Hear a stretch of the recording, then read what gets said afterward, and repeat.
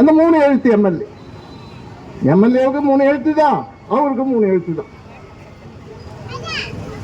அவருக்கு எங்கெல்லாம் இருக்குதோ, அது கிருமாம்பாக்கத்தில் இருந்தாலும் சரி, கந்தசாமியே போய் தட்டி கேட்டாலும் சரி,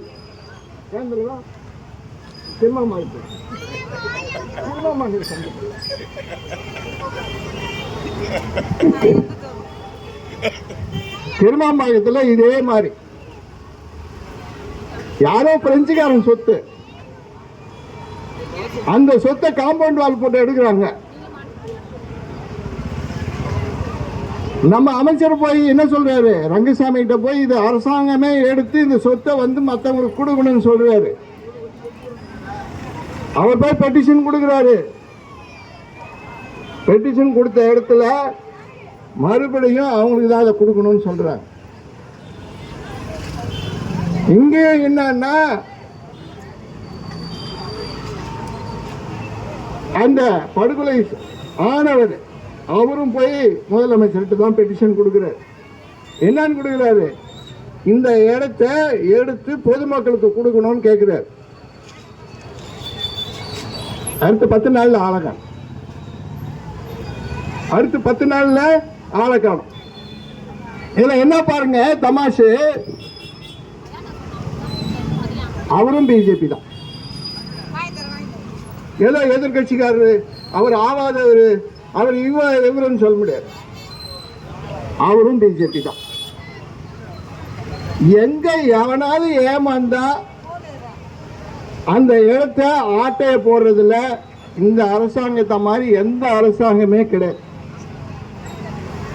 இன்னைக்கு ஒண்ணு சொல்றாங்க, கவர்னர் ஆபீஸுக்கு பக்கத்திலேயே ஒண்ணு ஆட்டை போட்டாங்க.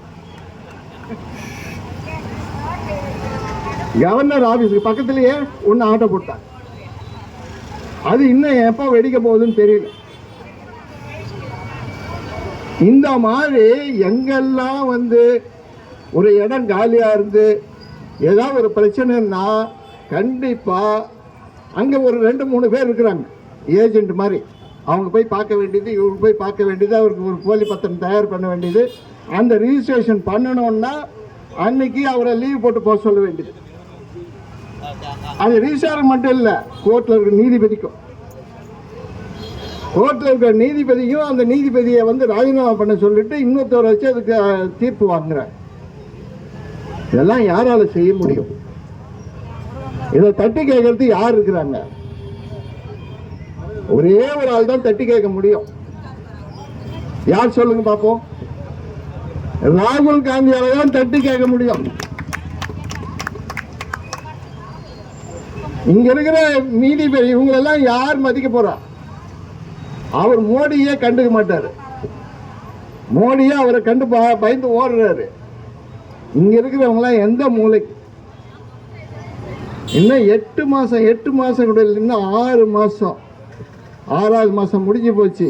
இன்னும் 6 மாசம் இந்த ஆட்சி காலி. அதுக்குள்ள இருக்குமா இருக்காதான்னு தெரியல. என்னைக்கு இந்த ஆட்சி கவரும்னு தெரியல. எப்ப அவர் முதலமைச்சரை வெளியில் அனுப்புவாங்க, அடுத்தவங்க ஏறி உட்காருவாங்கன்னு தெரியல. இன்றைய தினம் இருக்கக்கூடிய நிலைப்பாடு இதுதான்.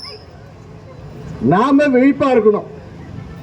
நான் ஒன்னே சொல்றேங்க, உங்க மண்ணை நீங்க பத்திரமா பாத்துங்க. உங்க பத்திரத்தை எடுத்து இரும்பு பட்டியல வைங்க.